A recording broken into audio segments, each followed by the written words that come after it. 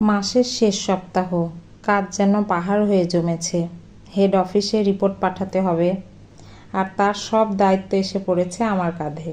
সদ্য বড়বাবু হয়েছি, তাই সবার চোখে দায়িত্ব নেওয়াটা আমার কাছেই প্রত্যাশিত। আজ রবিবার, অফিস বন্ধ থাকার কথা, অথচ আমি বসে আছি ফাইল আর কম্পিউটারের মাঝে। চারদিক নিস্তব্ধ, মনে হচ্ছিল টেবিল চেয়ারগুলো যেন আমাকে বন্দি করে রেখেছে।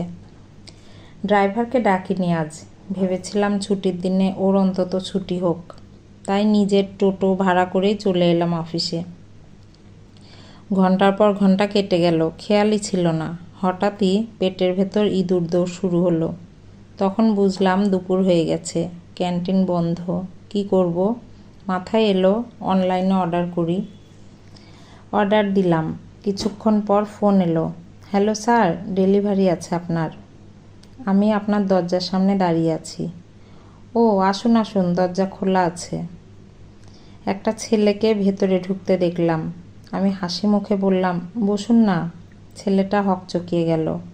হয়তো ভেবেছে একজন সরকারি অফিসার তাকে বসতে বলেছে। এটা সে কল্পনাও করেনি। দ্বিধা নিয়েই বসে পড়ল। স্যার, একটু জল খাবো?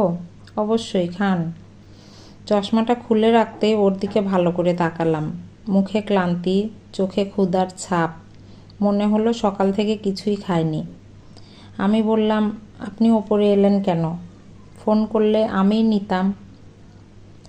এত রোদে ডেলিভারি, আবার সিঁড়ি বেয়ে উঠলেন কেন? ও উত্তর দিল, না স্যার, সবাই তো ওপরে আসতে বলে, অভ্যাস হয়ে গেছে। ঠিক আছে, কত হলো? 374 টাকা।